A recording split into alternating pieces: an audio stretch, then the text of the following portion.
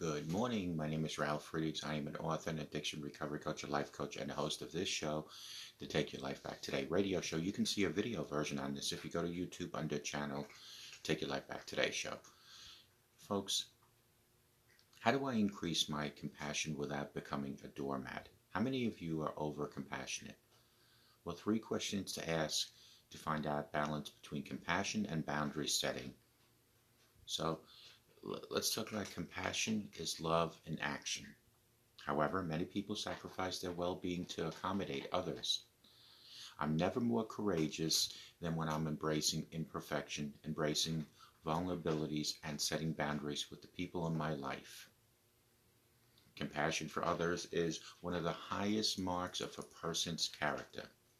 It can come in many forms, such as helping a struggling family member, giving support to homeless or oppressed populations, or showing love to those who have been outcasted or persecuted. Compassion is love in action.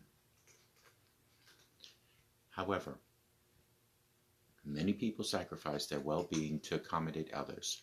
Here are important questions to ask yourself as you navigate the balance between compassion and boundary setting. Is showing compassion to others allowing them to harm me, themselves or others? Should be question number 1. Helping someone in need should never be at the cost of your own mental health or put others in jeopardy. Showing compassion to a sex offender doesn't mean leaving him or her alone with your child. Showing compassion to a drug addict doesn't mean allowing them to self-harm.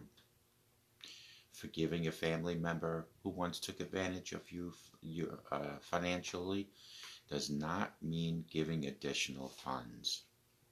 Compassion is doing what is best for the person in long term. It may simply mean waiting patiently to help someone who is not yet ready to receive help. Being compassionate is not the same as being a doormat. Folks, when we combine the courage to make clear what works for us and what doesn't with the compassion to assume people are doing their best, our lives change. Yes, there'll be people who violate our boundaries, and this will require that we continue to hold those people accountable each and every day. When setting boundaries to avoid harm to others, describe your concerns and why you are setting the boundaries that you are setting. Continue to show empathy and love while holding firm to the boundary. If the relationship is toxic, the compassionate thing to do for you and your family may be to end that relationship. Here's question number 2. Is the world's grief overwhelming me and causing me to turn away from it? Striving for compassion may lead to compassionate fatigue. Often described as empathy fatigue, you may feel so much sorrow for those in need that you actively choose to ignore the suffering of other people around you. Turning out others' miseries may be necessary first step to preserve your well-being. However, it may also reduce compassionate actions. Those who practice compassion meditation show greater levels of altruism.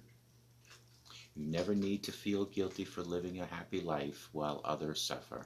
Many who have experienced tragic loss ask those that those who have not known loss practice gratitude. Reflecting on your blessings can increase both of your joy and your kindness towards others.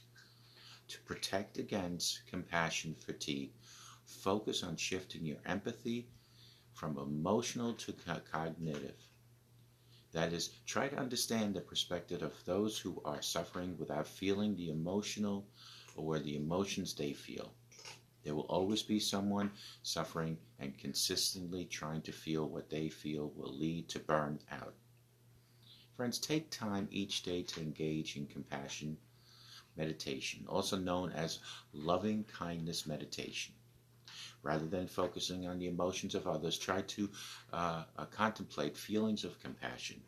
This meditation is comprised of 6 components: feeling compassion for someone you love, contemplating a time that person was suffering and wishing them joy, concentrating on compassion towards yourself, feeling compassion for someone you neither like nor dislike, focusing your compassion toward an enemy, and expanding your compassion to all beings.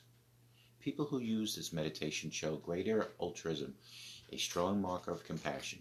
They also show greater activization in brain regions known to be involved in understanding and suffering.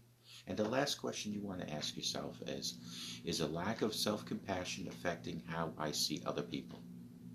A barrier to showing compassion towards others is lacking self-compassion. Do you forgive yourself for past mistakes? Do you allow yourself time to grow, to improve? Do you view asking for help as a sign of weakness? Do you struggle with perfectionism and impossible standards? Whatever judgment you hold against yourself will seep into your relationships with others. Folks, until we can receive with an open heart, we're never really giving with an open heart. When we attach judgment to receiving help, we knowingly or unknowingly attach judgment to giving help. Take time today to recognize your negative self-talk and practice reframing it. Talk to yourselves as you would a loving friend. Exercise self-acceptance and self-forgiveness while recognizing that your flaws do not diminish your worthiness for well-being. This will give perspective as you strive to help others without thought of whether they deserve happiness. Compassion transforms empathy into action. It relieves suffering and fosters connection. You can do your part to create a better world as you compassionately create boundaries and strive to expand your altruism. Call me at 844-405-HELP because together we can help each other take our lives back. Be good to yourselves and always be good to each other. And remember, a simple smile can help that stranger and it can change your life. Show compassion, set your boundaries, and remember, include God in every step of your life. May God bless each and every one of you. I hope to talk to you guys tomorrow. And remember, for God so loved the world, He gave His only Son. Take good care.